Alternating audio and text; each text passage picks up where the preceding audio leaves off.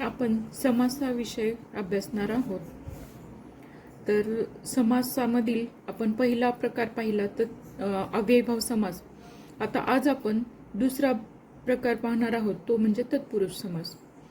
तर तत्पुरुष समासाकडे वळण्या अगोदर मी तुम्हाला एक सूचना देऊ इच्छिते की आपण या चॅनलला सबस्क्राईब करा, जेणेकरून पुढील जे नवनवीन व्हिडिओ मी अपलोड करणार आहे वेळोवेळी तर त्याचे तुम्हाला अपडेट मिळत जातील। आणि तुम्हाला काही अडचणी असतील तर ते कमेंट करून मला कळवा। तर बघा, तत्पुरुष समास। तत्पुरुष समासाला द्वितीय पद प्रधान समास असे सुद्धा म्हटले जाते। तर तत्पुरुष समास म्हणजे आपण पाहिलं होतं अव्ययीभाव समासामध्ये काय होतं, तर तो प्रथम पद प्रधान होता। तर ह्याच्यामध्ये जे दुसरं पद महत्वाचं असणार आहे। जे समासामध्ये दोन पद असतात तर त्याच्यामधील दुसरं पद ज्यामध्ये महत्वाचं असतं त्याला म्हटलं जातं तत्पुरुष समास। आणि समासाचा विग्रह करताना अर्थाच्या दृष्टीने गाळलेला शब्द किंवा विभक्ती प्रत्यय घालावा लागतो, त्या समासास द्वितीय पद प्रधान अथवा तत्पुरुष समास असे म्हटले जाते।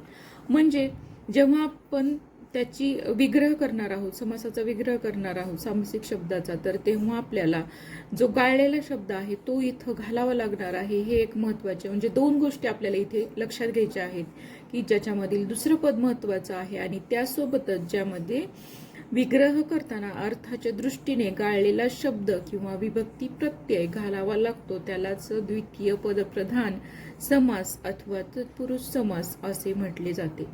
आता बघा, तत्पुरुष समासाचे सुद्धा काही उपप्रकार आहेत, ते आपल्याला बघायचे आहेत।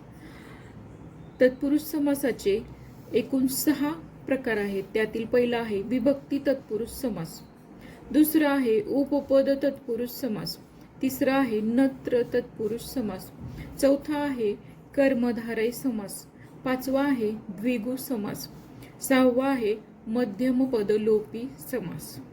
तर यातील आपण 6ही प्रकारांची एक एक करून माहिती सविस्तर घेऊया।